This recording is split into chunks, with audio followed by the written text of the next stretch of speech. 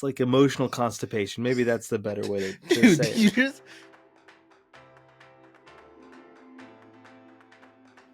What's up, everyone? Welcome to another episode of Down Once More. Matt here, and I have Brad joining me on the pod this week for our February movie review. And as announced last week, we are going to be discussing the Jon M directed, Lin-Manuel Miranda written musical In the Heights. So, Brad, welcome to the pod. I was going to say the first one of 2025 that we've been on, but that's not true. We did Kneecap together and had a lot of fun with that one. So, January and February movies, and spoil it now, give you time to prep and watch them. March, we will be doing La La Land. Brad will be joining us for that. And April, Brad will be joining for Jesus Christ Superstar, in the vein of Easter. And we'll probably release that one the Wednesday before Easter. So you have time to prepare and you can gather your family around and watch Jesus Christ Superstar and then watch our review of it. So, yeah. Brad, how's your February going? How's life since we last talked to you? It's going fine. I had a couple of really crazy weeks for work to start the month. Kind of like all of January was in preparation for the first 2 weeks of February. So I finally have a little bit of time back in my schedule, a little bit of time to breathe. And so I can't imagine anything more enjoyable than chatting in the Heights with you as kind of my way to unwind from what's already been a crazy month. Glad to have you and glad to give you some release now, from this month. There is something I wanted to address to the fans before we get started. Also, we match. Look at that. I know. Maroon hoodies. Look at that. Mm-hmm. Anyway, fans, we love you. Both of you are why we continue to do this. And so we thank you so much. For the casuals that drop into the occasional video, also, thanks for being here. Our last episode, we had a couple people check us in the comment section for a couple historical little mix-ups, and so we appreciate that. I did want to give those of you who haven't commented yet permission. It's okay to just comment how much you like it. We welcome that. Nope. If you are enjoying what we're doing, that's not how the internet works. You can say it. I understand. This is a place of just vapidity, pure, just toxic sludge. But if you're so inclined to be like, I'm smelling what you're stepping in, drop us a nice comment and not just pedantia. We love pedantia. Do you feel like using pedantia within the first 3 minutes of the podcast will feed to the opposite comments or people just turning it off? Look, Matt, have you thought about it? Might that? not help us with the algorithm, but we're going to find our people. And I feel like the level of analysis that we're bringing to this thing is the one that's bringing the intelligentsia. It's bringing the elite. Okay. Do you disagree? You call out to our fans. However, I feel like you're being very liberal with the use of our and we when you're like, we were fact checked on a few historical things, and this is our thing we're bringing in. I'm pretty sure we were the history on one comments. Thing. Mine was the pronunciation of Mokara. There you go. I pronounced that wrong. That's not a history thing. You were talking about. I mean, it kind of is. Etymology and linguistics are part of the historical development of a language. Okay. Yes.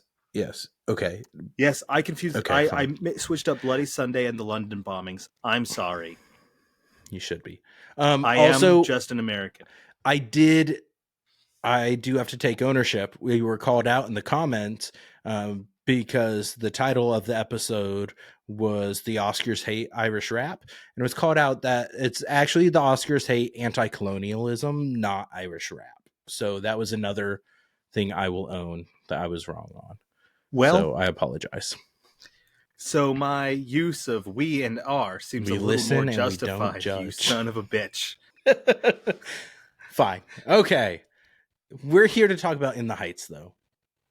In the Heights. You can also dub over pedantia with a synonym if you want. I'm not going to. We're not going to go on synonym lessons now either. What if you but bleep it? That would be funny. Edit that part out. I could Back on. In the Heights. This movie came out in 2021. It is based on the 2005 is when it had its first kind of tryout, the first run of it in Connecticut. It premiered off Broadway in 2007 and moved to open on Broadway in 2008. So a little brief synopsis of the musical and the movie itself, and then some history on the musical, and then we'll dive into the movie. So In the Heights follows Usnavi. He runs a bodega in Washington Heights with his cousin Sonny, and it kind of tells the story of the community and the people there. Some of the main characters are Abuela Claudia, who was kind of a grandmother to the community and the people there. Vanessa, who works at the salon, Daniela Salon. Daniela, another one of the key characters, played in the movie by Daphne Rubin Vega, who was the original Mimi from Rent. And Vanessa works there, dreams of becoming a fashion designer and a stylist. Nina. I've been doing Moulin Rouge the last few weeks, and there's a Nini in that.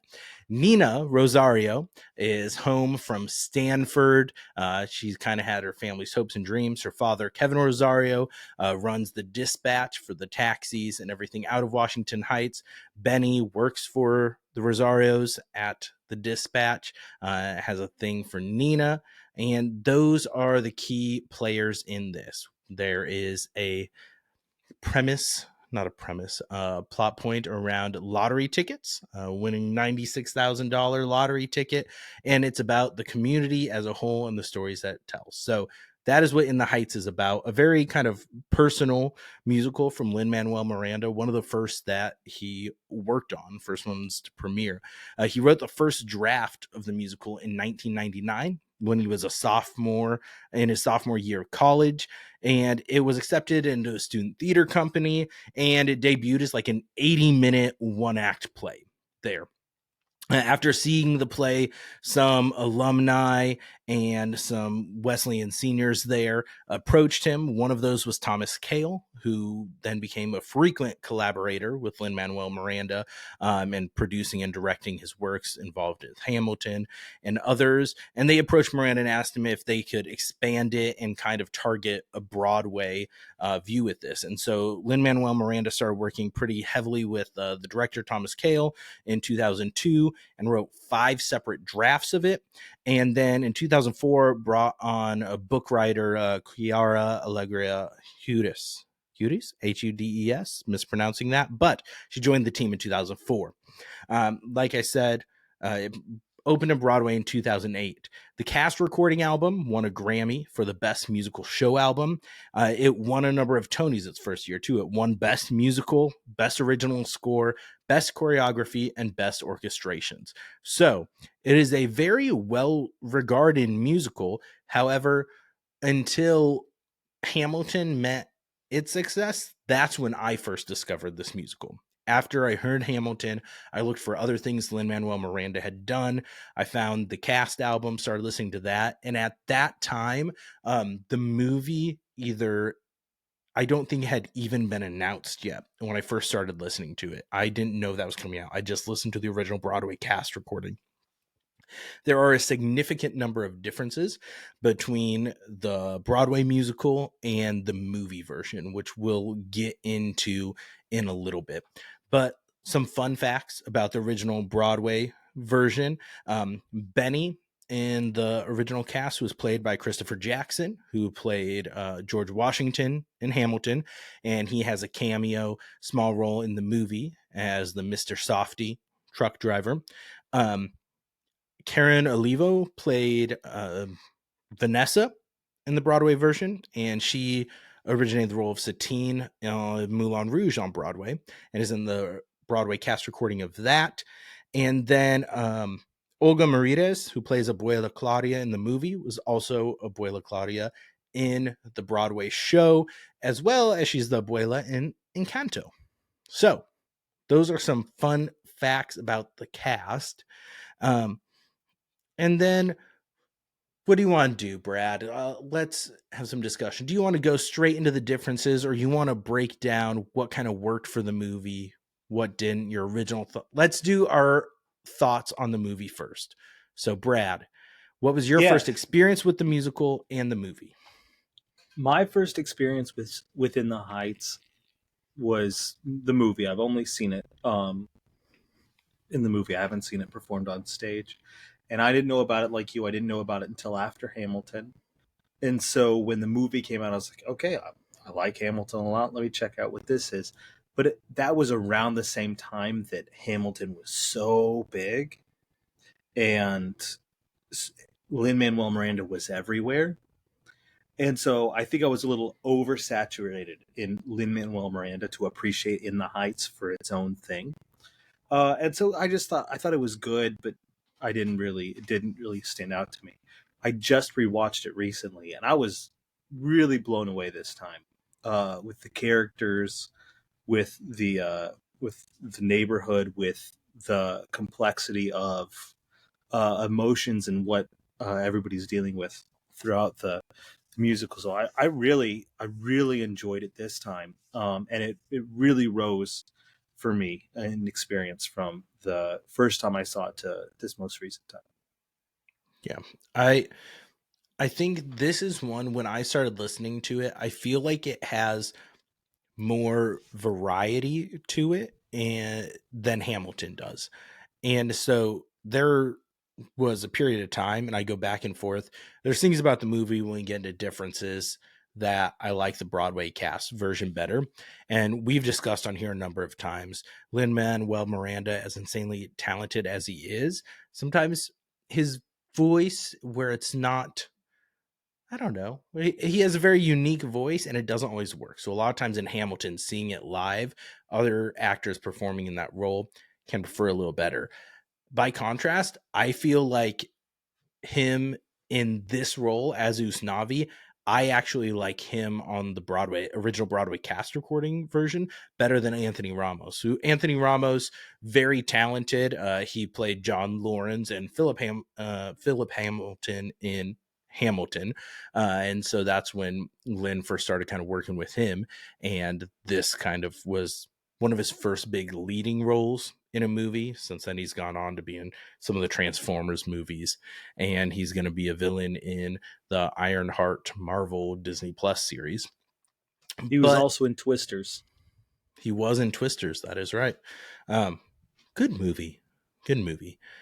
But I go through stages where I think I might like In the Heights better than Hamilton. And then usually I end up watching Hamilton or listening to the cast recording. I'm like, okay, this one has more higher highs than Hamilton, but it's hard to compare from like a visual and from a whole musical standpoint. Mm-hmm. There's a lot more that's going on and takes place in the Heights than there is in Hamilton. Yeah. The choreography, the set, everything like that. Now, Hamilton has some very impressive and beautiful choreography in it for what it works with, but it's kind of a stripped back musical a little bit in that regard. So, Yeah, and it's really hard to compare the choreography of a stage to film. Like it's just what you're able to do, and like the number of people, the scope and the size that you're able to do. It's a totally different thing. agreed. I was I would say, I mean, just the stage, the spinning center of the mm, stage gave a creativity to the choreography of Hamilton that really stood out to you. It's like, whoa, that's special, that's incredible. Whereas I feel like with Greatest Showman and some of these other like large cast kind of musical films, we're a little more used to seeing these huge scope dance scenes, kind of like what we saw in the 96,000 swimming pool scene. So that that's it fair. didn't really stand out to you as like doing something new, like the stage filming of Hamilton did. And then I think the moments, and we could get into this later with what worked and didn't work, but the moments where I think Chu tried to be really creative and use the film medium to do something that you couldn't do on stage didn't always land for me, like Yep. the dancing Agreed. on the side of the building. Yep. That was one thing I know. I don't. That was unnecessary, and it actually detracted from that scene and song for me. Yep. But yeah, I was talking more about clips I've seen of it live on stage as well. Videos of that. Like it feels bigger in a sense sometimes. Not necessarily more unique or better, but just bigger. Feels like it has some more scope.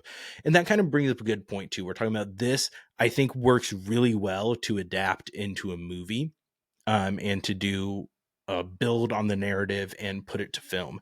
I've seen people talking about with wicked success. I've seen a few threads of people like, what other musicals should they turn into a movie? And it blows me away how many people say Hamilton.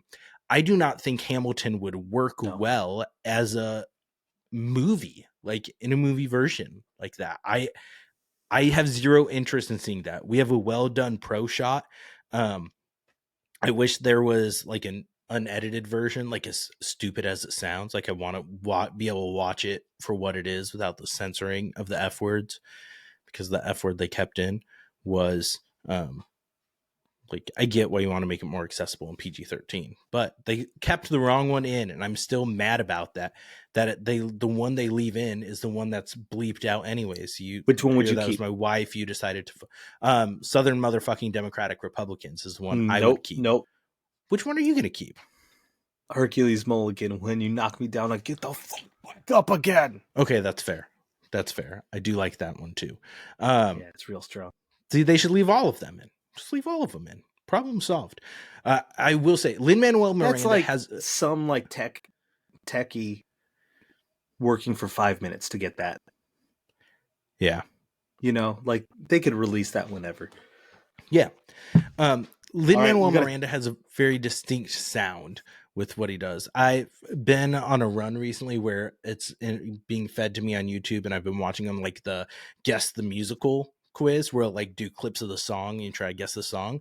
And there is one that came on and I'm like, I don't recognize this at all, but I guarantee you it's Lin-Manuel Miranda. And it was from Bring It On the Musical. Fun fact. Did you know that Lin-Manuel Miranda wrote music for Bring It On the Musical? Yep. Okay. Lin-Manuel Miranda and Tom Kitt, I really enjoy his work in Next to Normal, one of my favorite musicals. And so, yep, they were part of a Bring It On the Musical. So, okay. Fun fact. Fun. But this movie as a whole, you said you watched it, you enjoyed it. Your initial thoughts weren't in the vibe for it. Rewatching it now for this, you enjoyed it significantly more. Yeah. I will say I have a hard time when it's, and this kind of feeds into our debates we've had on other episodes or discussions about you like to go in kind of blind to musicals, not listening to the soundtrack, going for that. So I think being familiar with the original Broadway cast recording and really enjoying that made me not enjoy the movie as much, because there are a significant number of changes that happen in the movie that throw off enough of the structure. There's 4 songs, I believe, that are cut. We'll go into some of the changes now right away. So songs are cut. Sunrise, which is one with Nina and Benny right after the blackout. They basically, instead of Benny going back to the dispatch and helping get things together, they spend the night together. And then they sing a song together, Sunrise, in the next morning. Everything I Know is one, and Hundreds of Stories. Which one's Everything I Know? I'm blanking which one Everything I Know is, but there's one, Hundreds of Stories, that Abuela Claudia sings. It's kind of cut out. Actually, no. Is Hundreds of Stories in this? Does she sing with? I don't think by that Usnavi? name. No. Okay, no. I didn't think so. But then it wasn't on my initial list. Is the one where she's dying. Yeah, Paciencia y Fe. which takes place at a completely different point in the musical. That's one of the first few songs on the stage musical. She dies in So the beginning? no, she doesn't die at that song. That song, so in the stage musical, this is one of the biggest changes. After 96,000, well, let's back up to the beginning. The movie takes place with Usnavi is telling the story to a group of kids on a beach. That's where you think he's on this beach, his store there, he's telling the story to the kids. That doesn't happen in the stage musical. And I did not really enjoy that aspect of the movie. Like that didn't add anything to me. The discussion with the kids, like whatever, it's fine, but it Because you hate kids. fair, but they're not your kids. Your kids are great, but they don't do anything for me in movies sometimes. However, I'm on record. Well, it's not really kids in Yellow Jackets, the series. I prefer the story with the teenagers stuck on the island more than the present day adults. It's far more intriguing and interesting. But anyways, after 96,000, the song after that is Paciencia y Fe, sung by Abuela Claudia. And at the end, in the movie version, she says, I made it through, I survived, I did it. In the stage version, it's what do I do with this winning ticket? It's revealed that she has the winning lottery ticket then, early on, in like the middle of the first act, and there's still so much more with her where she's deciding what to do with it. And that's a significant enough change that I think throws off the movie a little bit. I think it works well in the movie as kind of her death song reflecting on her life and what she's done. But I prefer it in the original structure and order. There's also a character eliminated. Nina's mother, Camilla, is not in the movie version, Kevin's single father. And there's a couple songs tied to that. Kevin Rosario sings a song, A Noodle Useless, where he's reflecting. So in the stage version, Nina, I keep wanting to say Nini, but Nina doesn't drop out of Stanford because she's experiencing like racism and feeling like she doesn't have a community there and feeling alone. It's because she'd been working 2 jobs to help pay her tuition because they couldn't afford it. And so then her grades started failing and she lost her scholarship. So that's why she drops out of Stanford in the musical version. And so I appreciate what they did in the movie version, trying to give some more life to Sunny's character and her and give them some more like purpose and address some of those like important, serious topics that are a real thing that occur. And so Kevin sings a song when he finds out about her dropping out, about how he feels like he's failed his family and he's perpetuating the cycle that his father had started about what's important and kind of letting his family down.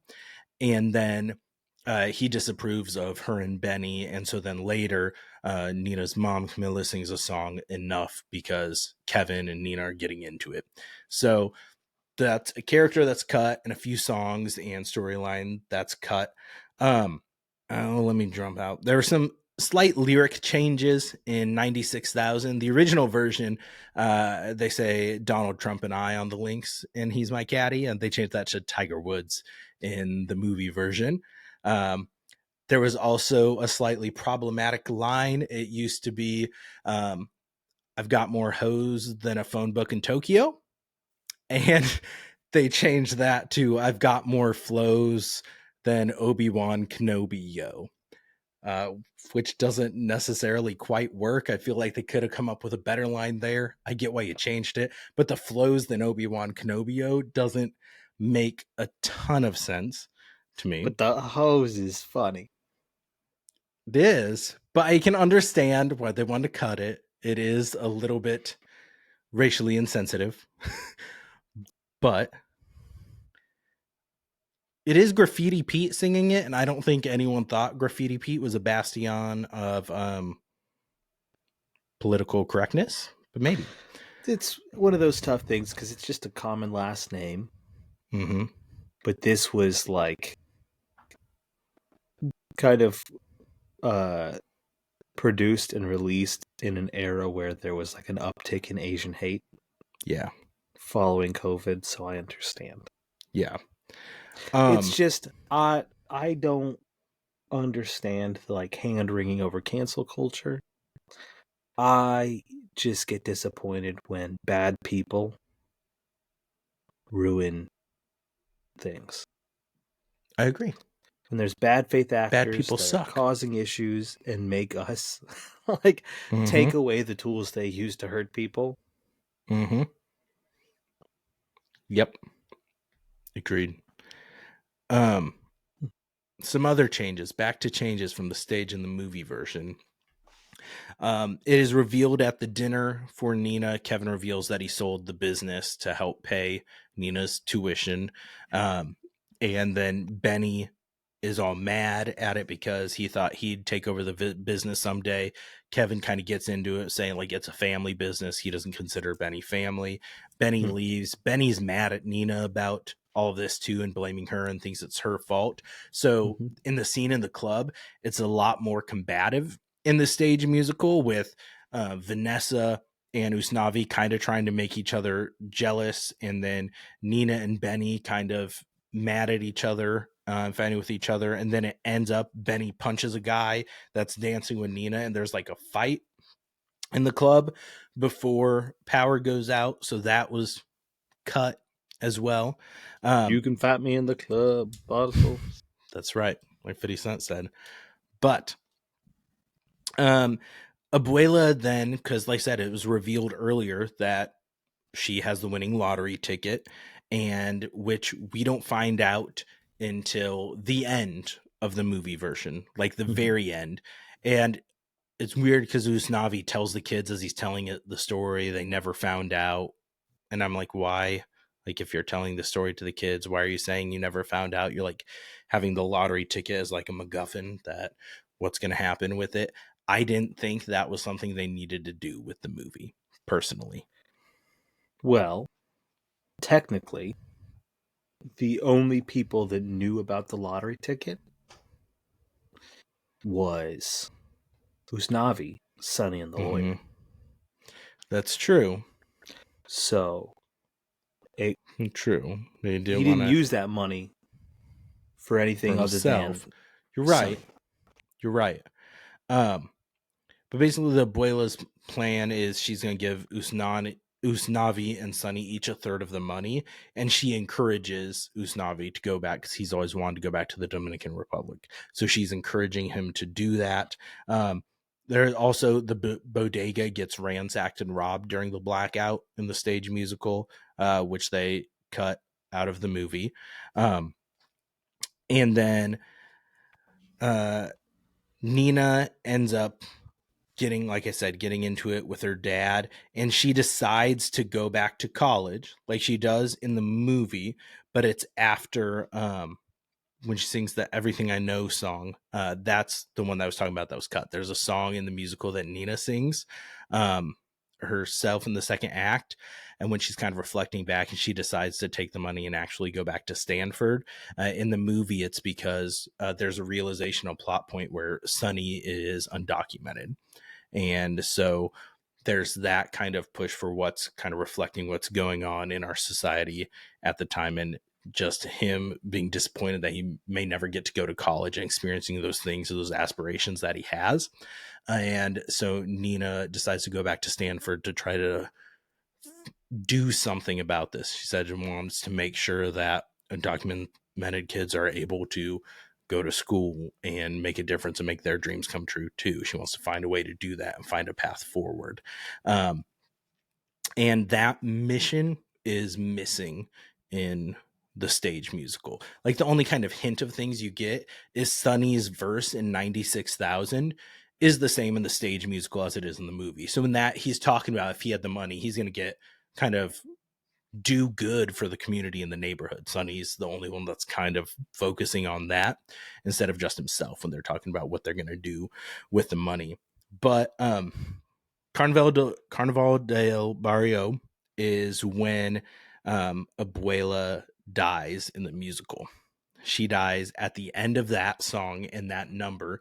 Nina comes, takes Usnavi off stage, and then Kevin makes an announcement over the dispatch, and there's a little song, Atención, where he is announcing that Abuela passed away, and then it goes into Alabanza, and then leads up to the finale of the musical there on the stage.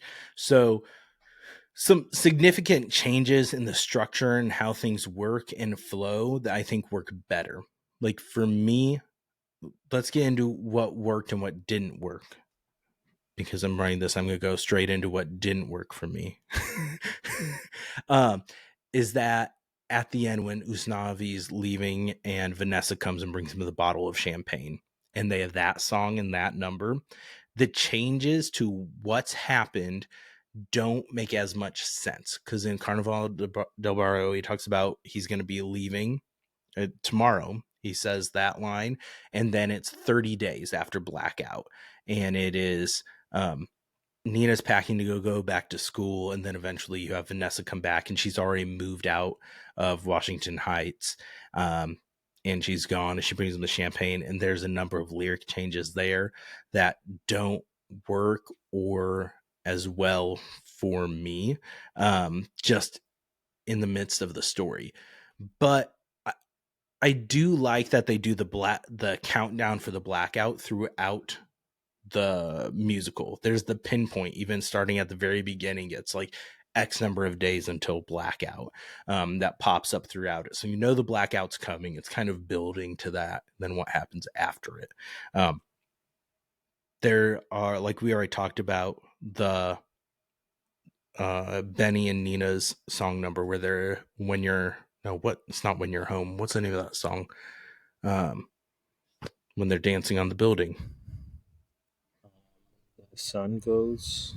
When the sun goes down. Yes, you were right. That doesn't work for me at all. That choice doesn't fit. It's distracting to me. It doesn't add to it.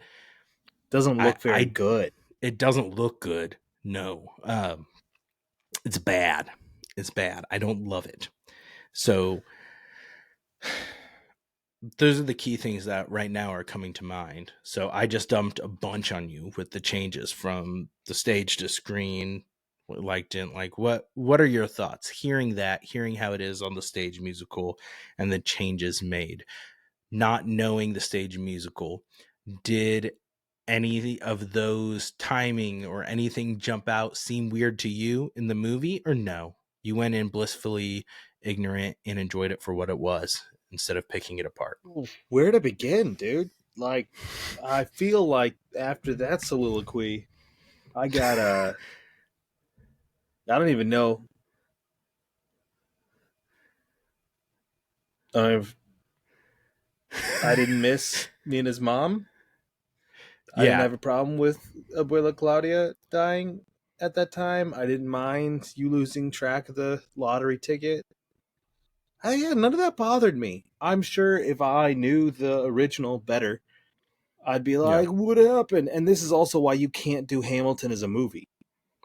Yeah. Because people know the musical and its stage production so freaking well that they change anything and people are going to lose their shit. Yeah. Like, you would have to do the Wicked move and just expand and not cut. So yeah, it didn't bother me. I did have a question though about when she comes with the champagne. I missed when Usnavi helped her secure her apartment. He brought the paper. He was emptying trash at the bodega. Yeah. Which the timing also didn't make sense because there had been so much time that had passed from when she threw that away. But he's emptying out trash, found the application, and took it to Daniela and asked Daniela to co-sign it for her in the back of the moving van when Daniela is packing out to go to leave shortly before Carnival de Barrio. So that's how he kind of helped her. Wild that apartment was still available. Mm-hmm. Now, agreed. The Nina Stanford, I found that the whole Nina Stanford arc felt a little forced all along.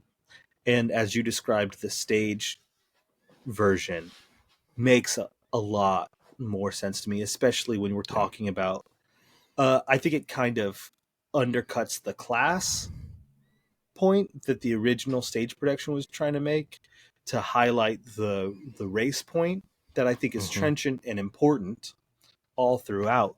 But there's, I mean, Matt, as you know, we didn't receive help for college. No. Uh, I I had to work two jobs all the way through, and I even Mm-hmm. went to a school that was like tuition paid. All I had to pay was room and board and like student fees. And I still Yeah. had to work my ass off to not have any debt. Mm-hmm. Stanford's expensive as hell. So, and when you're working that hard, it's hard to focus on school. Yeah. Um, so I that to me is a more sympathetic arc. The racism stuff is really brutal and like so true and like important to bring out. So I'm not saying that didn't, it doesn't make sense, it doesn't happen. But the idea that she's just like, no, I'm going back after they treated me so horribly and dehumanized me, and it was just like, you know what, like I gotta fight the fight and try to make this, you know, a better country for our people. While really noble, and I think like a really great thing. It wasn't clear to me why she had to do that at Stanford. Yeah. I That was agree. just kind of elided, and then the whole like it then made the Benny romance part of it a little bit weird because he's like, I'm not going to be a ball and chain, Mm-hmm. but he is going to be. I don't know. The Yeah. whole Benny Nina thing also didn't work, and part of it's that's when Chu decided to do some of his more experimental things. So in both of their songs, Mm-hmm. there were elements visually that just didn't work for me. And when the sun Yeah. goes down, it was that dancing on the side of the building, and when you're home, there were some weird like animation choices that I didn't super connect with. So there's that with me. I gotta tell you what, the champagne song I think it's great as it stands in the movie. Yeah. I love I that think it's song. great as It's it one of my stands in the favorites. movie, and the line that Vanessa delivers where she says, I wish I was mad, right Mm-hmm. before she goes up and kisses Usnavi, is devastating. Yeah. Absolutely devastating. And I love it. So I don't know if I have anything to add for what didn't really work for me. I'm sure I could nitpick, but I don't think there's a lot that for me didn't land. Yeah. I One thing is in the movie, the kind of core themes change a little bit too. Because the film, like the main focus and drive is kind of where they talk about having a sueñito, a little dream, and like everyone has their own. Like that was when Usnavi tells them that the ticket was never turned in, but the point that they found with that is that everyone had a little dream. And that's kind of the point after 96,000, everyone's saying what they would do with the money. Everyone has a dream. So that, and then the theme of asserting your dignity in small ways that Abuela Claudia had said, and then Nina repeats of what was important to them and what Abuela Claudia's mother had kind of instilled in her as well. And so those are the themes of the movie. The musical is more about a theme of the community and of the barrio, of the neighborhood, of the people of Washington Heights of itself. And I feel like that's what is very clear in a lot of Lin-Manuel Miranda's works is that he wants to, that it's the people around you and kind of giving a chance to tell our story. So that's in the movie at the rally. That's what they start chanting is tell our story, tell our story. And that's what Usnavi's doing when he's telling what happened to the kids. And in the musical, that's kind of at the end of the finale when Usnavi singing that he's home decides not to go back to the Dominican Republic. In the musical, it's a little more prevalent that he realizes that his role is to be there kind of the storyteller in Washington Heights, kind of telling the story of the community and what they are. And I feel like seeing Lin-Manuel Miranda talk about this musical, that's something that's very important to him, is telling the story of those people, of that community. And so that's what he kind of focuses Is on. Like, it's a is story it for them as well. is it possible? And I haven't seen anything with Lin-Manuel about this, but is it possible that um, living through Trump's first term, uh, his perception of what story needed to be told shifted from Oh, I wouldn't. I need to tell you about the community and like how I beautiful it is that we have this family around us to, hey, like we are people, we are important parts of your society. There's strength, there's resistance, there's passion here. um I haven't seen any exact interviews, but just knowing kind of what he's talked about before, I would almost guarantee that that's why they decided to make some of those changes and focus on that, the storyline of kicking out the dreamers and everything going on and kind of expanding on that, um, is that they wanted to kind of highlight those aspects and what that community goes through in those yeah, areas and relate in that way and tell that story on a broader scale of people, especially with the success of Hamilton, um, and seeing like people are listening, almost feeling like a duty to then tell those stories. who That's kind lives of who the dies. message of exactly. So yeah, I would almost guarantee that's what kind of Yeah, influenced the number of changes that they had in the movie. And yeah, that's why I don't have, while there's some things like the tonal shift between the dinner at Nina's dinner and then the club scene is wild. It is such a drastic, dramatic tonal shift, I feel like, from them having that discussion, that argument, to then the club scene.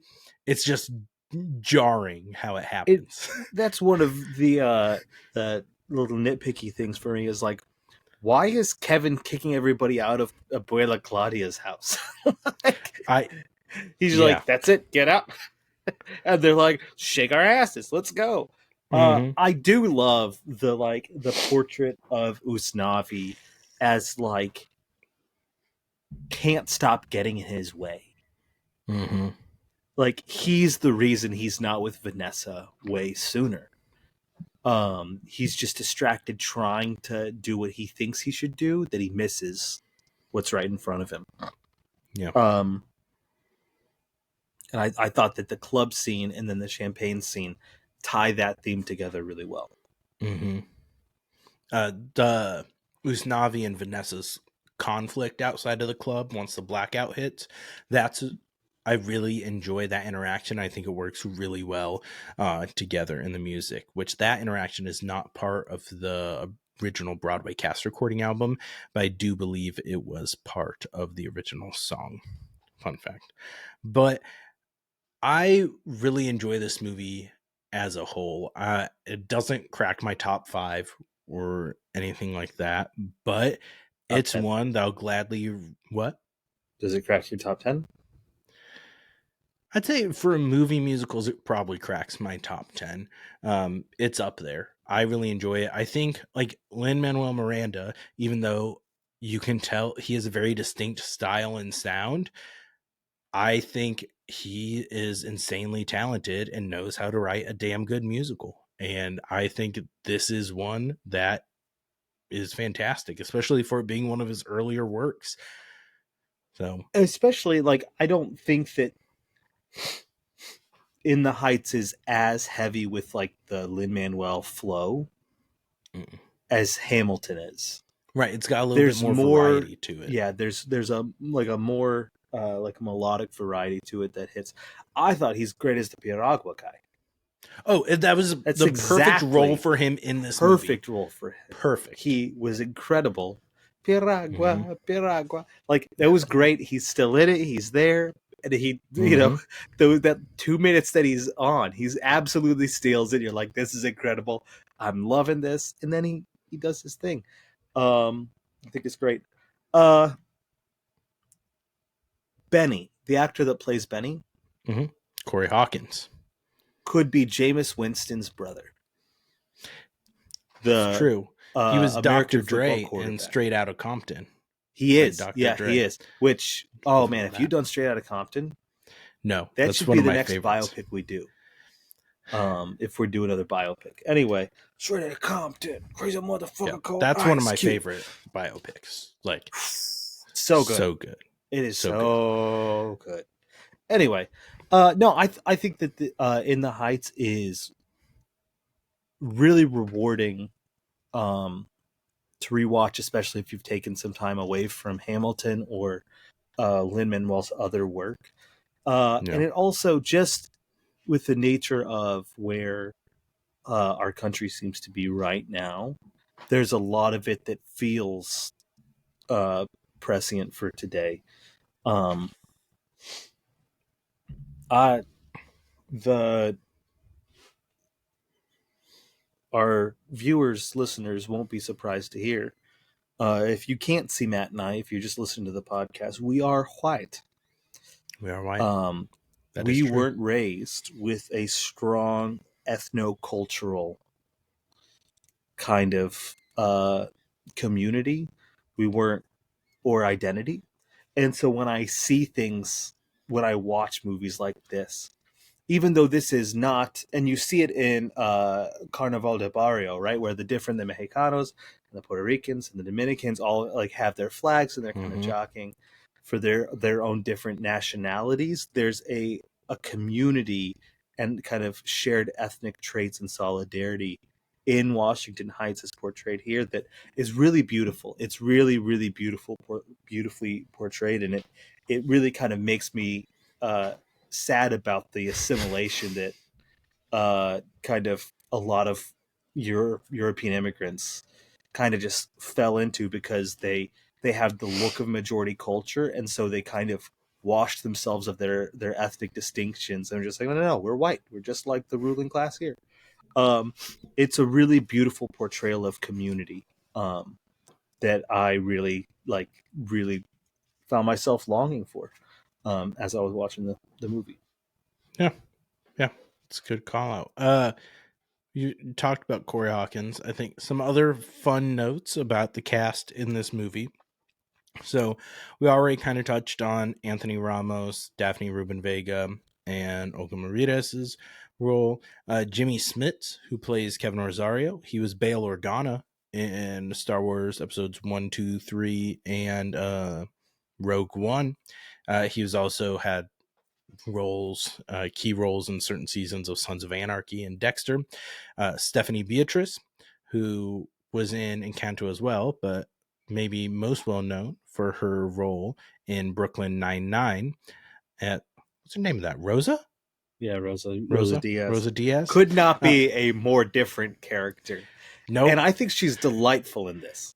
She She is. is She's very fun, over the top. very fun Yeah. without being distracting. I thought Mm-hmm. she finds the moments to give color and is absolutely Mm-hmm. delightful. Yep.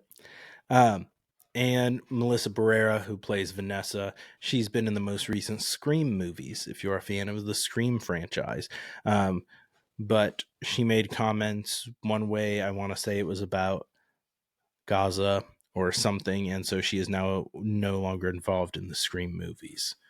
And Leslie Uh, Grace, who played Nina, she was Batgirl.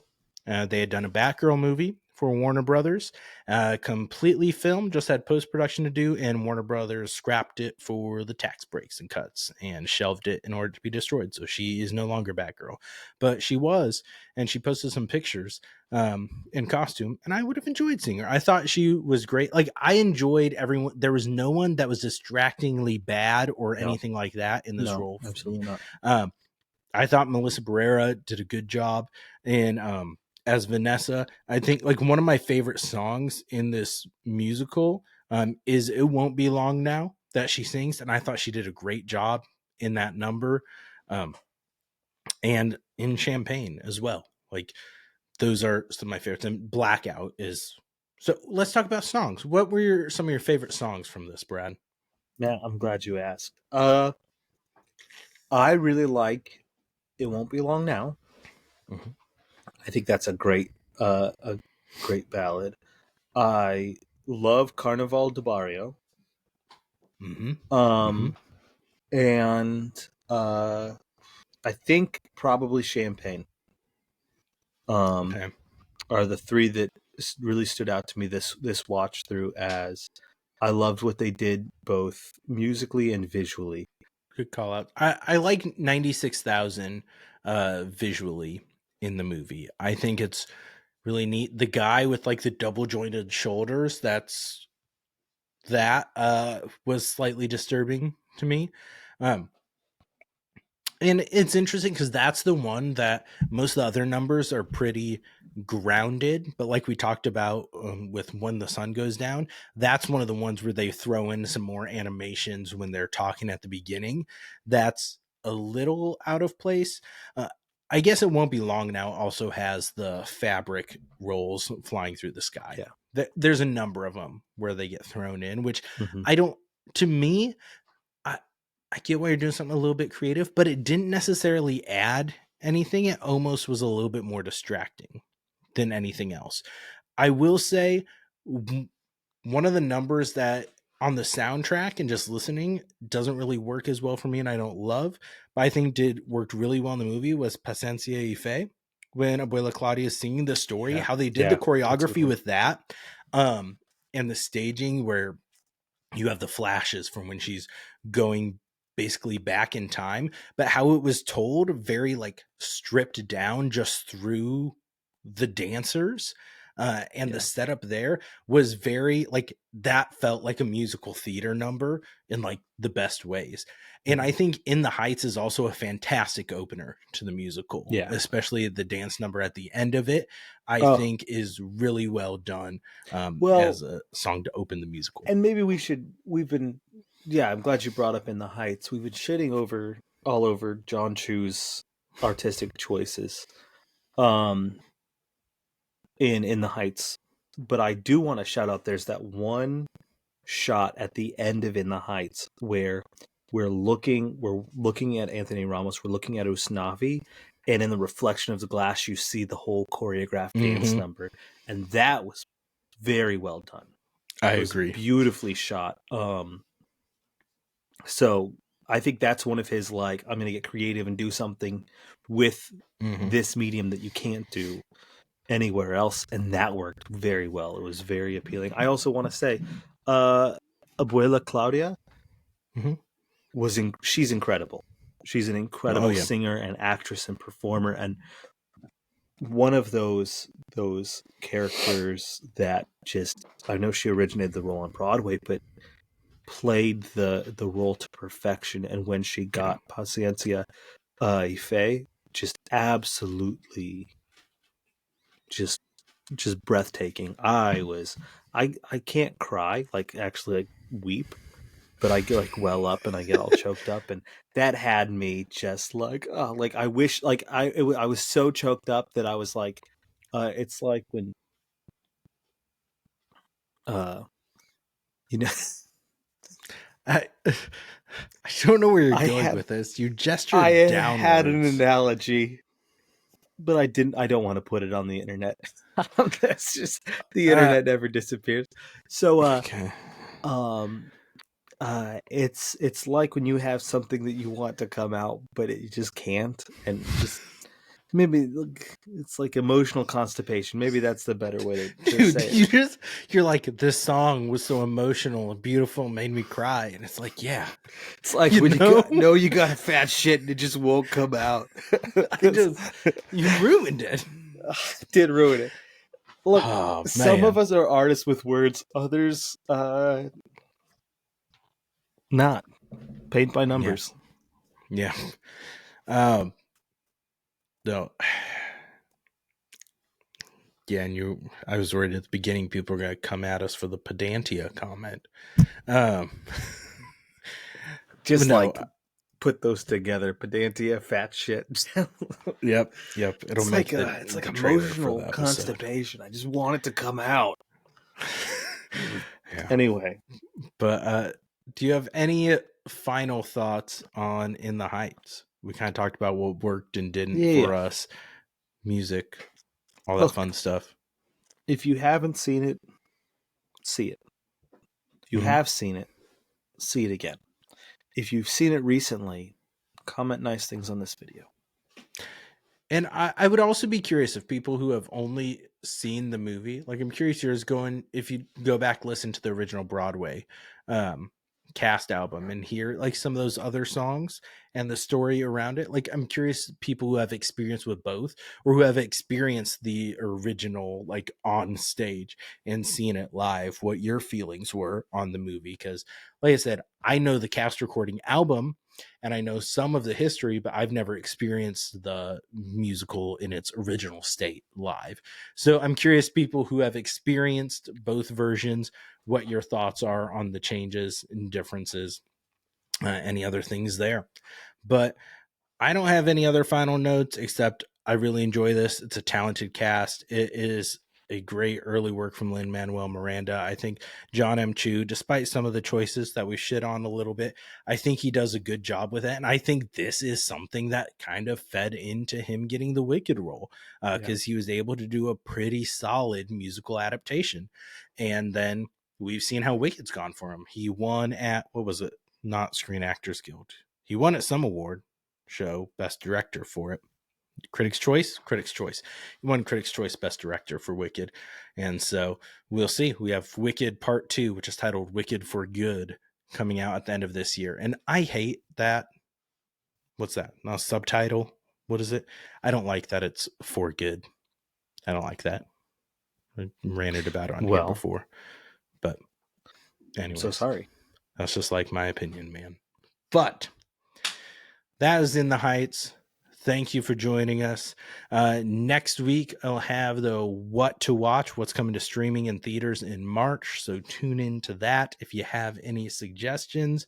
We will be continuing with the audio re-release of my initial thoughts on The Last of Us Season 1 episodes. So those are dropping every Saturday leading up to Season 2 coming out in April.